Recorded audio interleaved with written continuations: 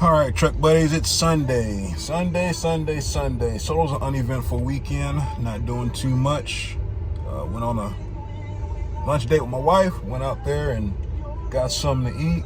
I were at the flea market, but I didn't feel like walking around. When I get hot, I get frustrated. When I get frustrated, I get angry. And I'm sober. I don't like being around a lot of people sober. So yeah, it's funny and it's jokeful and whatnot, but sometimes anybody that's an introvert, or if you have like social anxiety, I don't like being around a lot of people. I like being secluded by myself. I have to mentally prepare myself to be out in public for a long time. I know it sounds weird. Some people might understand it. Some people won't understand it. But I don't like being around groups of people because I get irritable. I don't like being around people. My PTSD acts up, and I just prefer to be by myself. I can take social settings in doses. Like if I mentally prepare myself, i.e. last night, my wife wanted to go out and get something to eat. I can mentally prepare myself to say, okay, we're going to go out to eat lunch, brunch, whatever the case might be. And I can prepare myself for that couple of hours that I'm going to be out. Now, once I get to a point to where I've already exceeded my exposure to being around people, I get irritable. All right, so technically we were supposed to go out to eat. She was going to take me back home, and she was going to do whatever she was going to do. But she wanted to make a pit stop by the flea market, which is no big deal. I'm waiting in the truck. I don't like being around people.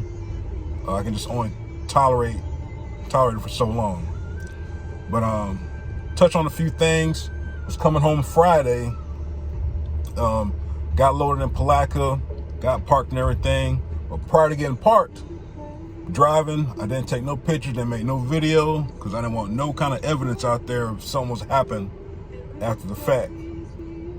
Driving, get ready to get on the interstate, truck just locks up. I kid you not, I'm just trying to get on the interstate, maybe going 20 miles an hour if that. Truck locks up. I have no idea what the hell's going on.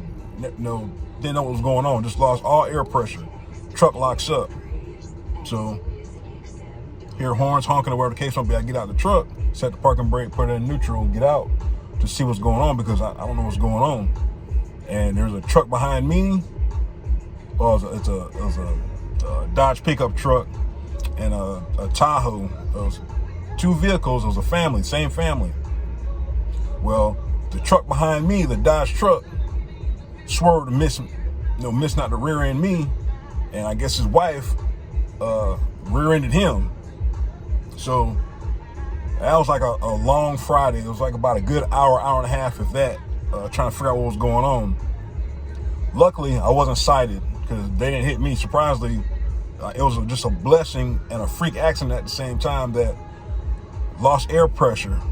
Couldn't, one of my flatbed guys hollered at me, "Hey man, just can you hear any air leaking?" I was like, "No, not yet." So I'm trying to build it up. And it's not dawned on me. I aired up a little bit, and it took me about a good 15, 20 minutes just to get off on the shoulder out the way on the ramp. They ended up shutting the ramp down because I was just sitting there and I was trying to clear up the accident.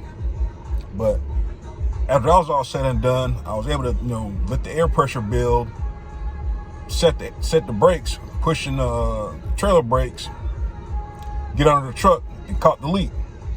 Freak accident. It was a plastic hose.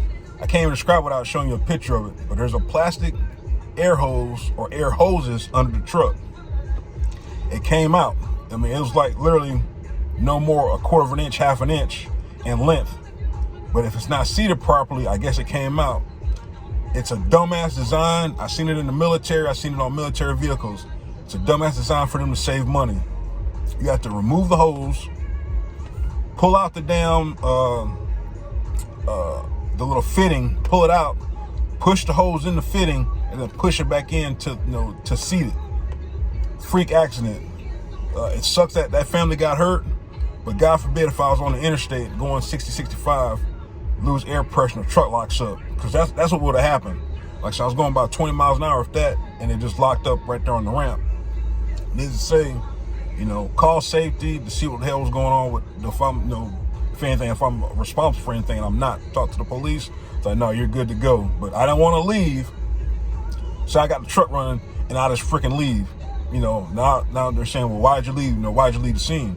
I didn't do that. So anytime you're in an accident, even if it, not your fault or anything like that, you're in some kind of situation, stay there until you're cleared of the scene. Like I said, if I would have left and got parked, who knows what they would have said. Oh, that truck, he did this, that, and other, but there was no damage on the truck. The guy avoided me. Like I said, his wife hit him. It kind of sucked. I don't know how fast they were going, how they had to be tailgating each other, because I wasn't even up to speed. I was, like I said, going no more than 20 miles per hour, just trying to get up on the ramp, just to get to the house. Needless to say, I think they were on vacation, so their Tahoe, the whole front end was totaled. The trailer that the wife hit, it's not too bad, but it's messed up.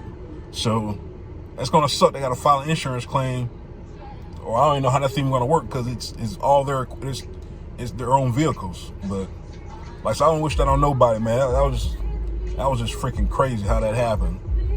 But yeah, that's how my Friday ended. Like I said, I didn't take no pictures, I didn't make no video.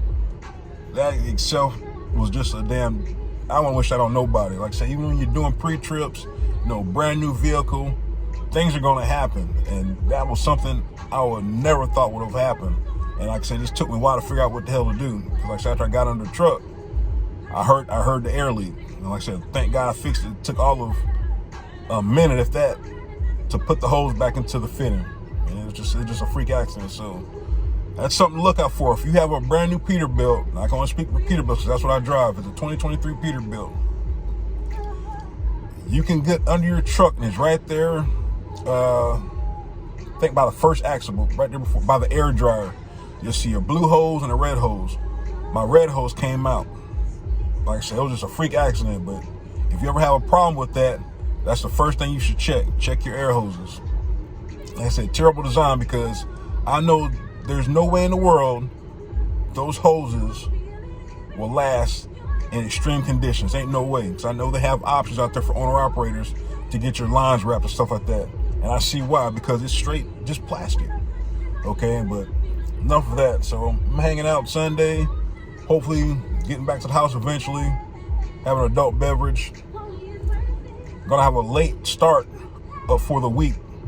Okay, so I've got a load that I picked up, of course, Friday, going to Orlando.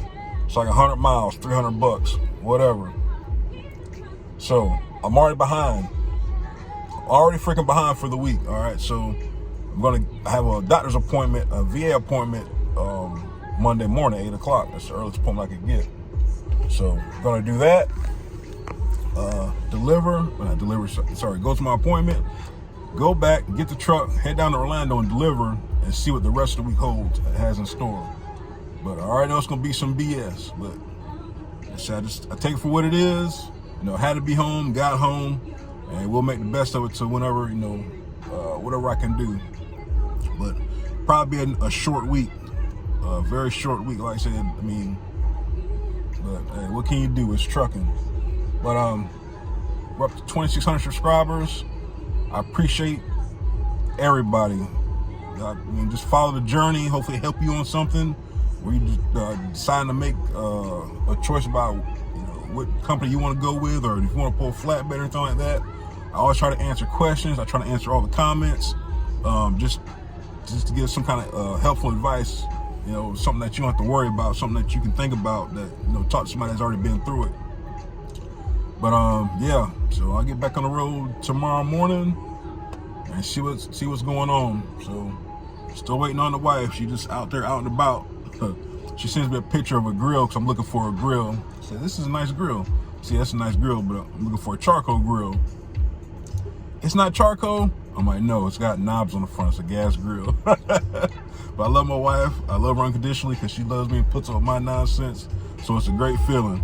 But stay safe, stay blessed, Airborne Trucker. Oh, when we get to 3,000 subscribers, I'm gonna do something. I'm gonna try to do another raffle, giveaway or something different. Didn't do the headset. I couldn't give away a headset, a free headset, so I just kept and I use it. But I'm gonna try to come up with another raffle idea or giveaway. So down in the comments, something that I could give away that you might find useful on the road, at the house, or anything like that. Like I said, stay safe, stay blessed, enjoy the rest of your weekend. Airborne Trucker signing off.